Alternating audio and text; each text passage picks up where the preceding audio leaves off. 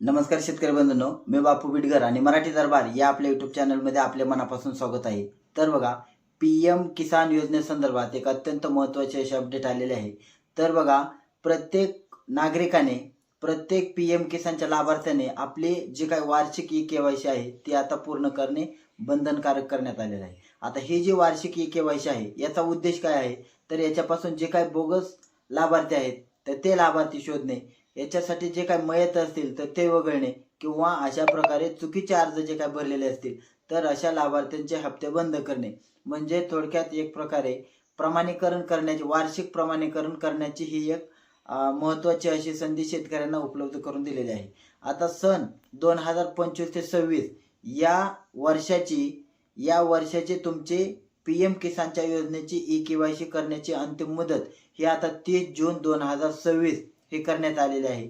आता याच्यामध्ये आपण पाहिलं तर 20 मे ते 30 जून या कालावधीमध्ये तुम्ही आपली ई-केवायसी करून घ्यायची आहे।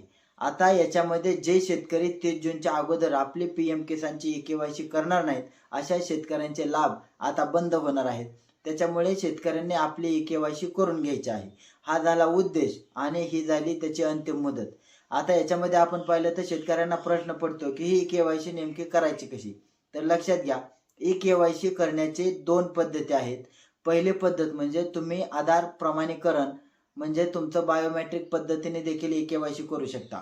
आता ही जी बायोमेट्रिकची पद्धत आहे तर तुम्ही तुमचं कॉमन सर्व्हिस सेंटर म्हणजे जे तुमचं गावातलं असेल किंवा केंद्र CSC सेंटरवरती तुम्ही जायचं आहे आणि त्या ठिकाणी अंगठा टेकून म्हणजे बायोमेट्रिक पद्धतीने तुम्ही ती केवायसी पूर्ण करायची आहे।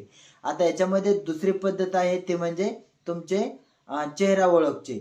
याच्यामध्ये आपण पाहिलं तर तुमची फेस ऑथेंटिफिकेशन करायचं आहे की तुमच्या मोबाईलमध्ये आपण स्क्रीनवर शेजारी पाहू शकता, तर हे पीएम किसानचं ॲप घ्यायचं आहे आणि ते ॲप घेतल्यानंतर तुम्ही ते ॲप डाउनलोड करून तुमचं आधार जे काही फेस ऑथेंटिफिकेशन करून तुमची ई-केवायसी पूर्ण करायची आहे।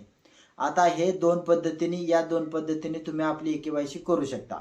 आता याच्यामध्ये जे काही अपंग असतील, ज्यांना शरीराची हालचाल करता येत नाही परंतु ते याचे लाभार्थी आहेत, तर अशांसाठी सुद्धा शासनाने एक ग्रामस्तरावर ग्राम नोडल अधिकारी म्हणून नियुक्त करणार आहेत। त्यांच्या मदतीला अजून एक जण देणार आहेत आणि या दोघांनी गावातील जे काही अपंग असतील किंवा ज्यांना हातपाय हलवता येत नाही किंवा हालचाल करता येत नाही परंतु ते याचे लाभार्थी आहेत, तर अशा नागरिकांना गाव स्तरावर ते अधिकारी, नोडल अधिकारी गाव स्तरावरचे ते त्यांना ई-केवायसीची प्रक्रिया पूर्ण करण्याला मदत करणार आहेत।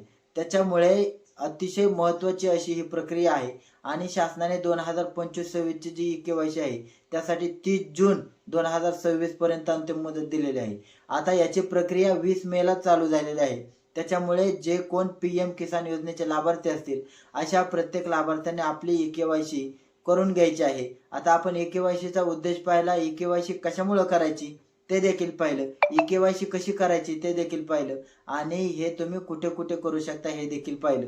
त्याच्यामुळे जे कोणी पीएम किसान योजनेचे लाभार्थी असतील अशा प्रत्येक लाभार्थ्याने आपली ई-केवायसी तात्काळ हे पूर्ण करायचे आहे। ज्यांना कोणाला या संबंधी अजून काय अडचण असेल तर त्यांनी आम्हाला कमेंट बॉक्समध्ये कमेंट करा, आम्ही त्यांचा तो ई-केवायसी करण्याचा जो काही त्यांना अडचण असेल तर ती पूर्ण करण्याला नक्की मदत करू। धन्यवाद।